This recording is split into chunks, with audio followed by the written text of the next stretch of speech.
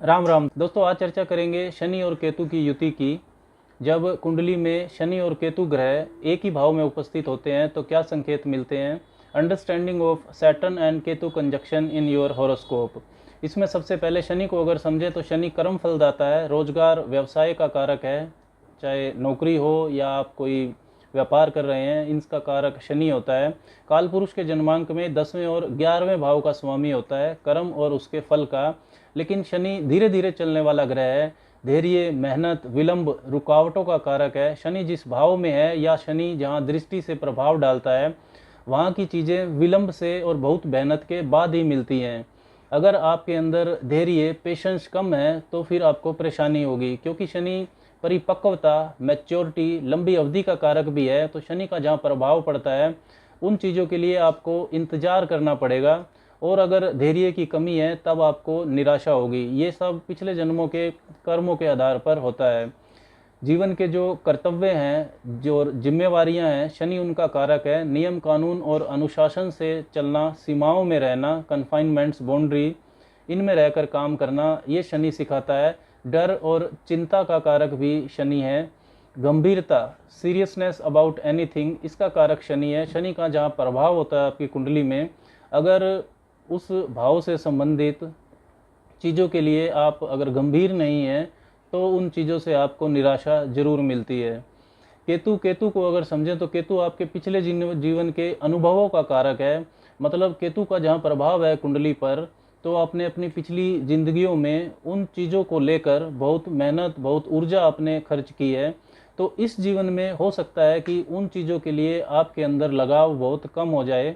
इसलिए केतु भौतिक चीज़ों से अलगाव, सेपरेशन का कारक है। आइसोलेशन फ्रॉम मटेरियल वर्ल्ड, इसका कारक केतु है। केतु का सिर नहीं है, शरीर है, सिर्फ बिना सिर का शरीर, जिसकी वजह से उसके पास दिमाग नहीं है, वो देख नहीं सकता। तो वो दूसरे ग्रहों की तरह संसार को नहीं देखता है। उसका देखने का तरीका मन की आंखों से है, इसलिए वो भौतिक जीवन में बहुत कम रुचि लेता है। भौतिक जीवन से इंटरेस्ट केतु का नहीं है। केतु अध्यात्म, स्पिरिचुअलिटी, ध्यान लगाना, मन की आंखों से सच की खोज करना, दार्शनिकता, अवचेतन मन, सबकॉन्शियस माइंड जो है उसमें झांकना, और साइकिक पावर, पूर्वाभास की शक्ति, इन सब चीज़ों का कारक केतु होता है। शनि केतु की जब युति है तो ये युति अपना अधिकतम फल आपको तब देगी जब शनि और केतु के जो अंशात्मक अंतर है वो बहुत कम होगा। अगर 4 डिग्री से कम अंतर है तो फल बहुत तीव्र होगा, और 4 डिग्री से 12 डिग्री का अंतर है तब भी आपको अच्छा फल मिलेगा। अगर शनि और केतु के अंशात्मक अंतर का जो डिफरेंस है वो अगर 12 डिग्री से ज़्यादा है तो अब इस युति का फल कम होता चला जाएगा। दोस्तों, शनि केतु की युति हो या किसी भाव में केतु बैठा है और शनि की उस पर तीसरी, सातवीं या 10वीं दृष्टि पड़ जाए, या शनि किसी भाव में बैठा है और केतु की उस पर दृष्टि पड़ जाए, तो वहाँ का फल विचित्र हो जाता है। शनि केतु की जो ऊर्जाएं हैं, जिस भी भाव पर ये प्रभाव डालती हैं, उस भाव की चीज़ों की प्राप्ति में संघर्ष को ये बढ़ाती हैं। शनि हार्डवर्क, मेहनत, गंभीरता, अनुशासन के साथ साथ धैर्य और विलंब का कारक भी है। जब तक आप उस भाव की चीज़ों के लिए परिपक्व नहीं हो जाएंगे तब तक शनि उन चीज़ों से आप उन चीज़ों में विलंब करवाएगा, रुकावटें आएंगी। अब साथ में केतु का प्रभाव भी है, तो केतु की ऊर्जा उस भाव की चीज़ों से, जो उस भाव की चीज़ों से संबंधित लापरवाही है, उसको बढ़ाएगी। Let the material things go, ऐसा एटीट्यूड केतु देता है। जिस भाव में भी ये युति बनेगी उस भाव के फल के बारे में दुविधा बढ़ेगी, वहाँ बहुत ज़्यादा कन्फ्यूजन होगा। अब जो शनि की ऊर्जा है वो उस भाव से संबंधित मेहनत करवाना चाहती है, उस भाव से संबंधित आपको गंभीर बनाना चाहती है। लेकिन केतु कहता है कि उस भाव से संबंधित जो भौतिक चीज़ें हैं उनको आपने पिछले जन्म में भोग लिया है, तो उस भाव की चीज़ें जो नश्वर हैं, वो व्यर्थ हैं, उनकी तरफ ध्यान नहीं देना चाहिए। तो इस प्रकार उस भाव से संबंधित दुविधा, कन्फ्यूजन आपके साथ रहने वाला है। अब मान लीजिए कि ये युति अगर अर्थ त्रिकोण में बनी हुई है, मतलब दूसरे, छठे और 10वें भाव में। दूसरा, छठा और 10वां हाईली मेटलिस्टिक हाउसेज होते हैं, सबसे ज़्यादा भौतिक भाव होते हैं।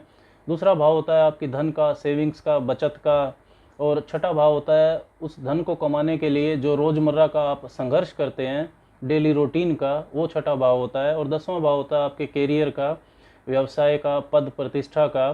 तो धन कमाने में, कैरियर में बहुत निराशाजनक परिणाम शनि केतु की युति दे सकती है। शनि का इन भावों में होना पहले ही ये दर्शाता है कि वहाँ बहुत विलंब होगा और बहुत मेहनत करने की ज़रूरत उस भाव से संबंधित है।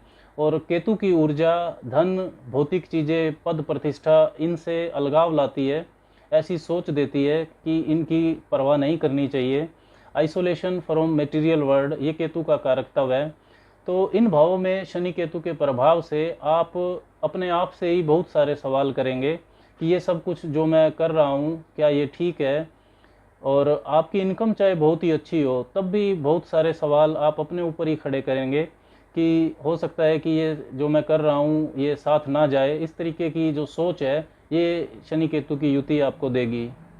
दोस्तों, दूसरे भाव में अगर ये युति है और अगर दूसरे भाव का जो मालिक है, सेकंड लॉर्ड, वो भी अगर पीड़ित है, तो स्पीच इम्पेयरमेंट हो सकती है, हकलाहट, बोलने में परेशानी और अजीब तरह की बातें करने वाले आप हो सकते हैं। छठे भाव में अगर ये युति है तो नशा, एडिक्शन दे सकती है, विचित्र बीमारियां दे सकती है जिनका डायग्नोसिस बहुत मुश्किल से होता है। लेकिन छठे भाव में होने पर शत्रुओं की परेशानी से ये युति बचाती है। शत्रु या तो होंगे नहीं, अगर होंगे तो आपको परेशान नहीं कर पाएंगे। 10वें भाव में अगर ये युति है तो सामाजिक नियम कानून की पालना करना, सिस्टम में रहना, सिस्टम को फॉलो करना, ये आपके लिए मुश्किल होगा। नाम, यश, पद प्रतिष्ठा, इनको पाने में भी संघर्ष करना पड़ेगा। अगर ये युति काम त्रिकोण में है, हाउसेज ऑफ डिजायर्स, इच्छाओं के भाव में, तीसरा, 7वां या 11वां भाव, तो इच्छाओं पर भी दुविधा वाला प्रभाव देखने को मिलेगा। तीसरा भाव होता है आपकी कम्युनिकेशन स्किल्स का, आपकी आदतें, आपकी प्लानिंग, लोगों से मिलना जुलना, नेटवर्किंग। तो कोई भी चीज़ ये युति तीसरे भाव में होने पर आप प्लान करके नहीं कर पाएंगे। हो सकता है आपका जो व्यक्तित्व है वो डरपोक हो, साहस, जो करेज है वो कम होगा। कोई भी काम करते हुए आपको डर लगेगा, फियर फैक्टर ज़्यादा होगा, रिस्क लेने की जो अक्षमता है वो कम हो जाएगी। छोटे भाई बहनों के सुख को भी ये युति कम करती है। अगर ये युति 7वें भाव में है, यानी कि 7वां भाव होता है आपके वैवाहिक जीवन का और व्यापारिक साझेदारी का, तो विवाह से संबंधित जो आपके विचार हैं वो विचित्र हो सकते हैं। हो सकता है कि आप खुद से ही विवाह ना करना चाहें, बाहर से सब ठीक होगा लेकिन विवाह में विलंब फिर भी ज़रूर देखने को मिलेगा। विवाह होने के बाद भी जीवन साथी को आप इग्नोर कर सकते हैं, उसका ख्याल आप नहीं रखेंगे, तकलीफ़ होगी। 11वें भाव में अगर ये युति है तो आजीविका के लिए संघर्ष देगी, उससे संबंधित लापरवाही बढ़ाएगी। जो आपका प्रोफेशनल नेटवर्क सर्कल है उसकी आप परवाह नहीं करेंगे। धर्म त्रिकोण में, यानी कि पहले, 5वें और 9वें भाव में, और चौथे, 8वें और 12वें भाव में, यानी मोक्ष त्रिकोण में, इन भावों में शनि केतु की युति अध्यात्म और स्पिरिचुअलिटी के क्षेत्र में आपको ले जा सकती है।